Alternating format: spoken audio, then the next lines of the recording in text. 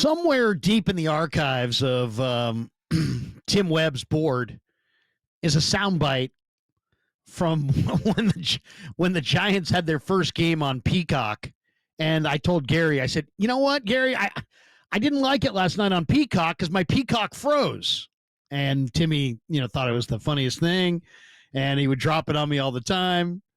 Anyway, with Brian Peacock here, it made me think of that drop. And he's with us on the Uma guest line, the host of Locked On 49ers with Eric Crocker as well. Brian Peacock is with us to talk Niner football. Brian, how are you? I'm doing well, Larry, and I would never freeze on you. You would never freeze. You would never freeze. Man, I love Locked On 49ers. I'm addicted. I'm the guy there with you guys 3-4 times a week. I know you guys go pretty much every day. Tell people, if they are not familiar with Locked On, how they can become familiar with Locked On. See, normally we do this on the back end, but us radio veterans, we get it out of the way early.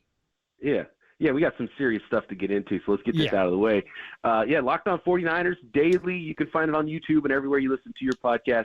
And, we break it down. Myself and Eric Crocker is a former player, and we have a good time, and we're getting deep into draft prospects right now. Would rather be breaking down a Super Bowl, but you know how it goes. Yep. And so 2025 draft season right now at Locked On 49ers. Well, two of the best in the biz right there. I would definitely encourage all you guys to check out Peacock and Crocker on Locked On. Okay, Brian, the Niners have 24 unrestricted free agents, 2 restricted, 7 exclusive rights free agents. If I say to you, number one free agent priority, what are you going with? Who's the guy in your mind that they absolutely? John Lynch walks in the room. He says, Peacock, I can only keep one free agent. I got 24 of them. Who am I keeping? And you're saying what?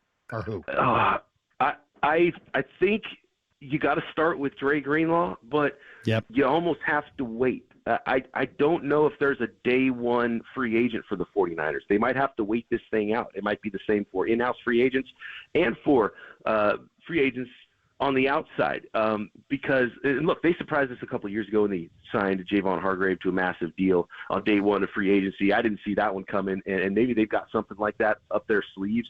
But I really think on a Greenlaw deal, on a Hufanga deal, they probably got to go let them talk to other teams first, and then find out that maybe due to injuries and some other things, the massive deal that they thought might be out there isn't quite there, and the 49ers can bring them back on a deal that makes sense. And especially with Dre Greenlaw, because could they get a sweetheart of a one-year deal so he could come back and prove that he's healthy and then hit the free agent market and get a big payday next year? That would be the ideal scenario for the 49ers, I think, because Dre Greenlaw is so important. And even Talanoa Hufanga, these are heart and soul players. And when they're out there, you can just feel the difference. Well, let's hit Hufanga for a second, because I'm interested to know what you think of him, what Croc thinks of him. And Croc's a former DB. You guys probably talk about Hufanga quite a bit. He's an intriguing player, because if you talk to certain people, or if you watch certain plays, a highlight reel, let's say, of Hufanga, you might say, man, this guy's like a Palomalu. You see the hair and the instincts, and he plays fast, and he has great anticipation because of his film study. And then you watch him every day like we do as 49er fans, and you see, he's not the biggest striker in the run game. He falls off tackles. He's not a good coverage player. He probably runs about 4.7. I know he's got the Palomalu look, but he ain't Palomalu. And if we think that he is, we're wrong. So right, he's not Palomalu. I don't know where are you on Hufanga? Because I love Hufanga as a guy. I think he's the kind of guy that you'd want your daughter to marry. At the same time, as a 49er personnel, from that lens, I'm letting him walk. Yeah, that's kind of where I'm going with this. The big money first phase of free agency. If he gets to phase 2, phase 3 of free agency, and you can bring him back, that makes sense. And really, I think for the problem with the 49ers is they got a bunch of strong safeties. And I don't know. Malik Mustafa might be the fastest of the safeties, but he's a little bit, stiffer, rocked up hitter variety. They could use some speed. They could use the next version of Jimmy Ward out there to pair with Malik Mustafa long term. And so if I had to guess, and look, safety isn't the place where a lot of teams want to spend their money. I think the 49ers might feel the same. I think it's probably a better than average chance that Talanoa Hufanga walks in free agency. You know, Kyle Posey, who's a guy that we both know from Niners Nation, does a nice job, and he had his free agent priority list. He's got it: Greenlaw 1, Ben Barch 2, which I like. I like that one. I could be very happy with Ben Barch sliding into left guard for Banks if that's the way they go. He's got Javon Hargrave 3, which I don't get that at all. I'd wave goodbye to Hargrave. He's been hugely disappointing in my mind.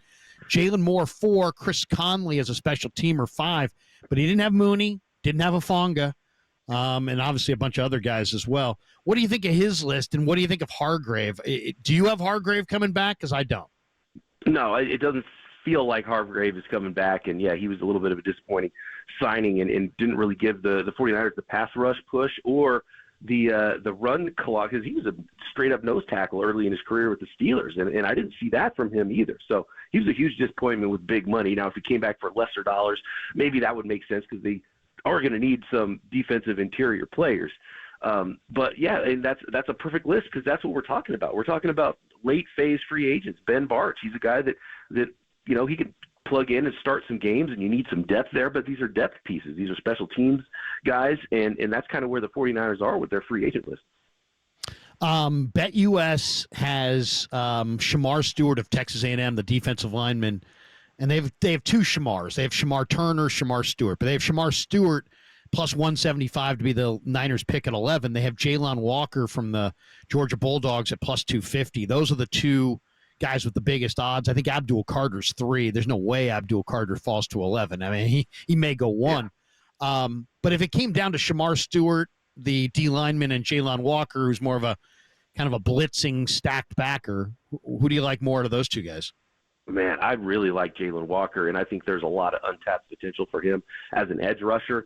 And this is the big question with Robert Saleh, because if you go back to when Robert Saleh was defense coordinator of the 49ers, Eric Armstead was playing defensive end in those days, a big end, right. And that would be a Shamar Stewart. You know, you're looking for a big, tall, 280-plus pound defensive end. But then with the Jets, they brought in Hassan Reddick, and that would be much more like Jalen Walker. And I think the sky's the limit for Jalen Walker. I love the way he plays. He plays like a maniac. He wins as a pass rusher, even though he's not asked to do it full-time. If he was asked to be a full-time pass rusher, I think it'd be phenomenal. Does that player type fit for Robert Saleh? So that's probably my first question there, because those guys are so different, and this draft is full of those players. It'd be nice to have a guy that's a little bit of both, but they're either big, a little bit stiff power defensive ends, or these undersized speed rushers that might not bring as much power. So it's going to be fascinating to see which one of those players the 49ers like.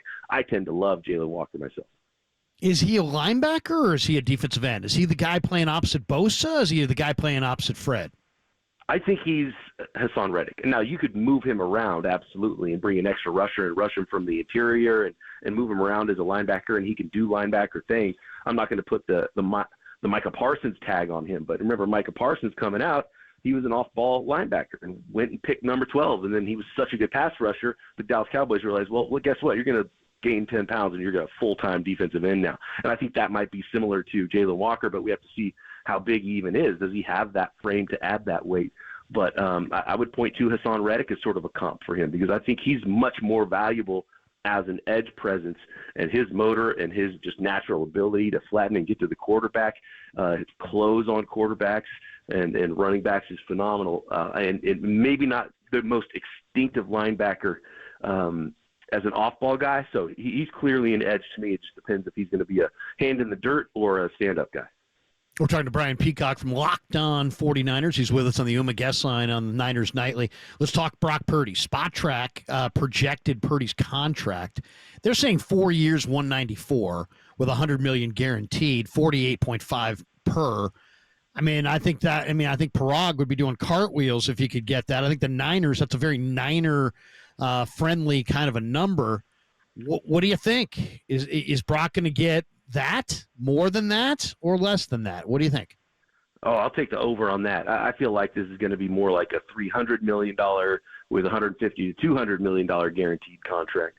The years obviously matter a lot. To be honest with you, this is such a strange negotiation, such a strange contract, and I know both sides want to get it done, but guess what? Both sides have wanted to get a lot of contracts done with the 49ers, and they're difficult, and they're haggling over $2-3 million a year maybe. We might be talking about them haggling over $10-15 million per year. That could get pretty dicey. And if the 49ers don't do anything, which they probably won't do anything major in free agency or the draft at quarterback, well, then all of a sudden when OTAs roll around, Brock Purdy's agent says, well, we're holding out. There's no way that my guy's coming in and getting hurt, making $900,000 on his rookie deal until we get something done. And guess what? You don't have another quarterback. The 49ers are going to go into the season with a holdout in August at quarterback. That starts to get very interesting for me. And for Brock Purdy, I think Spotrac has it right for what he probably should get, but I think he will end up getting a lot more because of the position. And teams just – people talk about market value, Larry. It's not market value for these quarterbacks because they never hit the market. Teams are too afraid to take a peek behind door number 2, and so they say, okay, Tua, $55 million, whatever you want, you can have it because we are afraid to look behind the door at quarterback, and none of these guys ever hit the market to know what market value even is. I know. It's crazy. It's a crazy world. I mean, let's just take the Dolphins, for example. If you're a Dolphin fan, and I talked to Joe Rose, their announcer, earlier this year when the Niners played the Dolphins, he said Tua's contract comes up every day on QAM. They're constantly talking about his contract, and they hate his contract. And every time they lose a game, it's like it's his contract. It's his contract. But guess what happened? He got hurt. And it was the Skylar Thompson era for a couple games and Tyler Huntley or whoever, and they just were terrible. They couldn't score at all. And suddenly it was like, well, wait a second, maybe it's not that big of a deal. I kind of feel the same way about Brock Purdy. It's like, yeah, complain, but then all of a sudden you're not complaining when it's Josh Dobbs and Brandon Allen time and you're not winning games or getting anywhere close to it. So I don't know. I'm not sure exactly where the contract's going to sit, but just from the people that I've talked to, I think you better get ready for north of $60 million. Obviously, that's not necessarily the AAV is not necessarily the most important number, but I do think it's gonna start with a 6. I really believe that. Some of the projections this week were, here's the thing about Brock Purdy too, and I don't want to psychoanalyze the guy, but at the same time that I'm saying I think they should pay him, I also think that I kind of understand who he is as a person, and you gotta have somebody there who can challenge this guy. He's the most competitive son of a gun I think I've ever come across. He's insanely competitive, and if you just hand him the job and there's nobody there to run with them or compete with him or that could possibly play if he didn't play well, I don't think that's the way to go. I think you got to get somebody in that room that pushes him a little bit somehow, more than Dobbs, more than Brandon Allen. Do you like the idea of Joe Flacco? There was some talk this week of the Niners being one of 3 teams, according to Tony Pauline.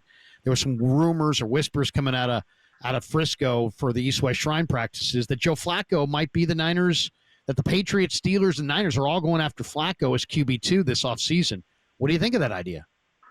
Well, it's hard to imagine that they would pay 2 quarterbacks. If you give Brock Purdy north of $60 million, then you're going to bring in a high-end backup that might ask for $10 million per year. I don't know if that's the right way to build this thing. I think if it's Brock Purdy, you got to draft the guy and get a cheap backup and then develop, somebody behind Brock Purdy, because I don't think you should need competition if you're making $60 million per year. That's the way I look at it. And so stay cheap in the rest of the room. But again, I agree with you with Brandon Allen and Josh Dobbs. I don't think those guys are it. So you probably do need some sort of a veteran presence. And, I guess it does give you a little bit of leverage if you have Joe Flacco instead of Brandon Allen, because at least you could go into the season with Joe Flacco as a starter if there was some kind of an ugly holdout all summer long. My whole thing is just that, if you lose a quarterback for the year, your season's probably done. I mean, what team isn't done when they lose their starting quarterback for the year? But what I would want a Flacco for is what happens if Brock Purdy was gone for 6 weeks? You don't want to be home for the playoffs again because even though you have an easy schedule, Brock went down and you had, some donkey as number 2. You got to have somebody, I think, who can win some games. And I think Flacco had 2 or 3 games where he threw for 3 bills in this last year. I mean, he was decent. And we all know what kind of arm he has. The Niners brass was spotted today as one of the people looking at Andres Borregales from Miami, the place kicker. Where are you with Jake Moody? Are you banishing him from? Are you taking his card key and kicking him out of the facility? Are you bringing him back this summer, but you're holding a competition? Are you giving him another shot and just saying, "Hey, man, your season was 2 seasons, and you were good in the first one and bad in the second one"? Where are you with Jake? Well, a couple of things. First of all, you got to bring in competition at the very minimum. I don't think there could be a lot of confidence in him right now. And look, if the way that you bring in competition is drafting another late third round kicker, I mean, what are we even doing here, right? You're trying to find the best kicker in this draft now to replace him. It's just not how teams find kickers. Go find a 30-year-old kicker. Kickers are like the complete bizarro world of running backs, where running backs hit a wall, age 28, they might as well be collecting Social Security. Kickers don't even start to get good until they're 28 years old and on their third team half the time. Totally. And a lot of times they fail in the first couple times. Right. And the good kickers don't get drafted don't get drafted high, especially. Look at all the best kickers really ever. And we're talking about 7th-round picks, undrafted free agents, and maybe they bounced around a little bit. Robbie Gould, Justin Tucker wasn't drafted, so it's just not how you find kickers. So, yes, competition, but not because the Niners are spending another mid-round pick on the guy. Yeah, I mean, once again, Justin Tucker was not drafted. Vinatieri was not drafted. You don't need to draft a kicker. Hold workouts every day between when the draft ends in late April and training camp and find a kicker. I mean, Dallas found Brandon Aubrey. You got a new special teams coach. You love him. See if he can find you a kicker. I mean, you got to have a competition at least minimum. How about one of the big questions is Jake Brendel? It seems there's like a little bit of a I don't know. I mean, there's like two different evaluations of Jake Brendel. When I'm down at the Niner land and talking to Niner people, Lynch is like, "Oh, he's a really good player," and Forrester's like, I love Jake. And I'm like, what does Jake do better than these other guys? And he's like, he does like 7 things better. And, it's like, all right, so great. Now, so Forrester literally loves Brendel. I mean, Brendel might as well name be Forrester. And I know Brendel was a Pro Bowl alternate like once upon a time, 3 years ago. But this year, Brendel was ranked at the bottom of the NFL in pass blocking. I don't know. I mean, the Niners have spent money under Shanahan on centers. Weston Richburg got 5 years and nearly $50 million. They brought in Alex Mack. And there is an enticing free agent center that a lot of people are advocating for, the former Stanford Cardinal and the son of Chris Dahlman, the former Niner. That's Drew Dahlman, who's only 26. He was 4th in PFF an overall grade. He's a top 10 run blocker. He's a top 10 pass blocker, according to PFF. What do you think? You want to go after a more of a proven guy like Drew Dahlman, or are you going to take your chances in the draft? And what do you make of Brendel's numbers, according to PFF, are awful, but the people in the building seem to think he's a hero. Yeah, and I remember that quote. Was that you that asked the question, Larry? It was me. Nugent and some other guys that can compete. And Chris Forrester loves him, some Jake Brendel, and he coached him before the 49ers in Miami. So I think that's kind of his pet guy that he developed from an undrafted guy to being a starter in the NFL. So they really like him. I don't know if we should expect that they're going to replace him, but clearly he's somebody that the 49ers could upgrade from, and he was not good last year. And I think that the tape tells that story. And whether it's Drew Dahlman, who obviously, Chris Dahlman's kid, and he's a phenomenal player. And I thought in the draft a few years ago, I guess it was 4 years ago now, I thought he was a perfect fit for the 49ers, but I don't think Kyle wants a rookie center either. So I don't think they would look toward the draft at center unless it was somebody who they were going to develop and maybe play some guard for a year, then kick him inside to replace Brendel next year, because the center in Kyle's offense makes all the calls. So, it would probably have to be a veteran upgrade. Are they going to spend money on Drew Dahlman? I would bet against it because they love Brendel, but clearly that's a position I think they can and should upgrade. I mean, they just got to be better. The one thing about the 49ers that, they absolutely, to me, I would start my improvement from this year to next year in this area. They are not good at the point. They're not good on runs up the A gaps. The defensive tackles, I thought, have regressed dramatically on that side of the ball. They don't stop anybody on short yardage. I mean, you can get any yard you want against their defense. They can't get any yard they need against your defense. They cannot run for a yard. They cannot run for a low. They cannot run in the low red zone. They quit even trying to run in the low red zone. I mean, that's pretty discouraging. Now, I mean, you got big back. They had McCaffrey, then they had a big back in J.P. Mason, and they're passing the ball on the 4-yard line late in the year on 2nd down and 3rd down, and then on 4th down they're kicking a field goal. To me, it seems like Kyle Shanahan's got this all backwards.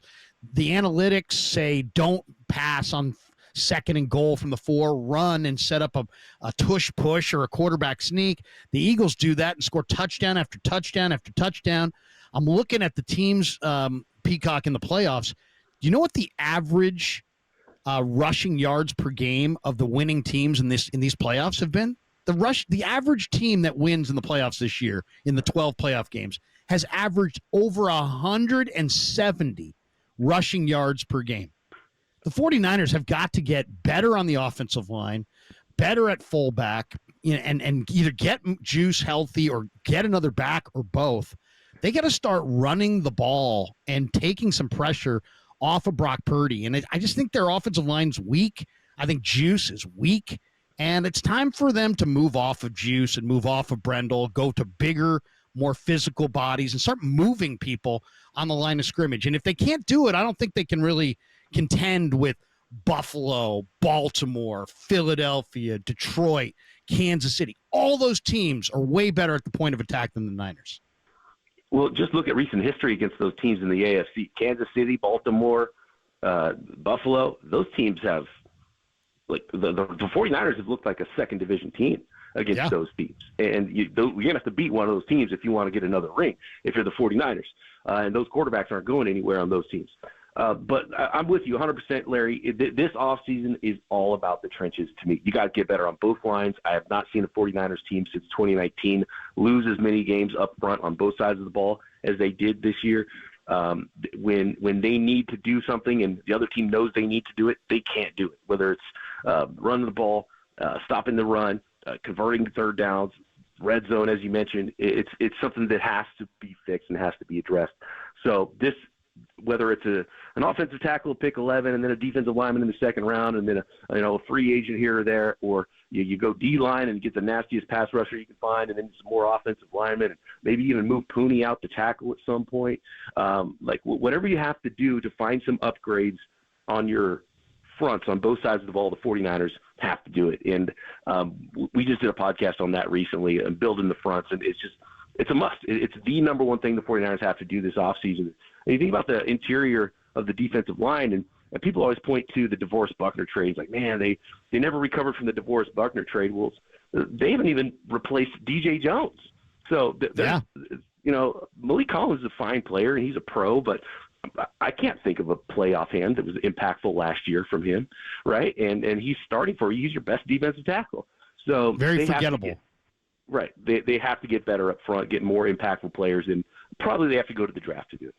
They've lost some really unique players. I mean, you mentioned DJ Jones. They've missed DJ badly. I mean, they really did. I thought they missed him. I thought his injury to the ankle was the reason, in my opinion, that they lost that Super Bowl 54 to the Chiefs, because the Niners that year had dominated against the run, but they didn't in the Super Bowl because they didn't have DJ. So they've missed DJ badly. I totally agree with you. They've never replaced him. I'll give you another one. They've never replaced Jimmy Ward and Jaquiski Tart. I mean, they've got guys who play safety who can intercept the ball, and those guys couldn't. But those guys were factors in the run game. Those guys would step up on the line of scrimmage and start you. They're safeties now. I mean, now Mustafa really can hit. But outside of Mustafa, I mean, they miss Jimmy Ward. I mean, they miss somebody who's, hits like a linebacker, covers like a corner. And I to me, that's been a noticeable difference. Not only that, he played for keeps. I mean, Jimmy Ward was out there for blood. I mean, he seriously was just, I mean, he had what they call a defensive mentality, and they missed him, and they've continually missed him. And I know it might've been personal between him and Shanahan by the end, but whatever. But you just, fine. You want to move off of him, that's fine, but replace him. And they really haven't. Let me ask you a cap casualties. I'll throw you a name. You just tell me if they stay or go. These are guys that have contracts, but they've also been a lot of speculation that all the 5 of these guys could be cap casualties. So you tell me if they're coming back or if we're waving goodbye. Leonard Floyd. I thought Leonard Floyd was pretty good this year, especially in the second half. I know he had some quiet games early, but he finished strong. You bringing him back, or is he a cap casualty and he's moving on? I think he's solid enough, and if you move on from him and now you're just really wrecking your depth at a position that I think you should be trying to get better, unless you know you're going to draft one of those speed rushers coming off the edge in the draft at pick number 11, then maybe he becomes a cap casualty. But if he does, it might be after the draft when they already know that they've got one of those guys in hand. So I think he stays. Yeah, that's a good call. You're right. I think you're right. I think it'll probably be a post-draft decision. If they don't get anybody, he's back. If they get somebody young or a few guys, maybe they move on. Debo. Where's Debo? I know Mayoko was just on with Copes and Papa talking about Debo's future, and it doesn't sound like the contract structure mandates that they move him. In fact, there may not be a huge cap gain from moving off of him. But, man, he regressed, and I don't know. I'm not sure what to say about Debo Samuel going forward. I didn't like the fact that he put his hands on Tabor Pepper. I don't like the fact that he called out the kicker. Dude, you ain't going that good. You know what I mean? I know Shanahan defended him, but Debo, you ain't going that good to be ripping other guys and putting your hands on people. And I found him to be kind of a bad leader. But what do you think? Is he coming back? Do you want him back? Do you want to move off? With the 49ers drafting a first-round wide receiver and signing Brandon Ayuk to a long-term deal, I thought the writing was on the wall, and that meant that Debo was going to be on the trade block or potentially cut this offseason. But and then especially after the way he played, because Debo had a down year. Let's be honest. He had that one game late in the season. It's like, okay, there's some Debo. The audition for Miami, yeah. Yeah. But Kyle Shanahan sounded like he's like, no, we're not in the business of giving away good players and getting rid of good players. So, and again, we talked about Brendel and how much Chris Forster loves him. I think it's the same with Debo Samuel and Kyle Shanahan. So if I had to guess, I think he stays, even though really all year long I thought the writing was on the wall and he was for sure going to be gone. How about Yetur Gross-Matos? I think it's really the exact same scenario as Leonard Floyd, where you don't have enough depth to be getting rid of these guys. And so I think it's a 2-year deal, right? So he's only got 1 more year left on his deal. It's probably pretty beneficial cap-wise if they do move on from him. Again, post-draft, if they draft somebody and they got a bigger end, then, I think I could see Yetur Gross-Matos going. He wasn't super impactful for the 49ers last year. But, again, they don't have the depth to do that right now. Juice? Oh, man, to see, I think he stays as well. And he's got all that jacket money now. Here's my thing. You have a fullback. You're one of 5 teams that has a fullback, and you can't run in short yardage. Why am I paying a fullback big money when I can't run on 4th and 1? I'm moving off of Juice. I need a bigger, more physical fullback. He doesn't do any of the things that I need him to do. I think he's a big waste of cash. At some point, you got to stop paying everybody the most money of anybody in the league at their positions, especially when you get a $60 million a year quarterback. But at the same time, fullbacks don't make that much money. So even though he's the highest paid fullback, it's still only, $4 or $5 million, I think. And actually, I think he even took a pay cut, didn't he, before this year? So I don't think the money is prohibitive. Obviously, they love him. Kyle loves that they have to treat him like a fullback, but then it's like, well, he's not that great of a lead blocker. So why are they treating him like a fullback? And so Kyle loves the angles he's able to get and what he's able to do offensively to have a guy on the field that can do other things. And they have to play him straight up and play that 21 personnel and play that base defense. But you could probably find another guy to do that cheaper at some point very soon. And I would probably go to more of an H-back style. You could probably kill 2 birds with 1 stone, get an H-back who's a backup tight end to George Kittle. They've been looking for a backup tight end for years, someone you can flex out, move around, can do some things. They can also line up in the backfield for you and probably be a more useful player. I like it. And I got the guy for you too, Tommy Tremble from Carolina. He'd be a perfect H-back, backup fullback, backup tight end, former Notre Dame guy. Tommy Tremble would be the guy. Hey, Peacock, awesome stuff, man. Thanks for jumping on. It's Locked On 49ers with Brian and Eric, and they do an incredible job. Thanks for jumping on KMBR tonight. We appreciate you. Absolutely. Anytime, Larry. Brian Peacock, host of Locked On 49ers. We'll come back with one more segment on Niners Nightly on the Sports Leader.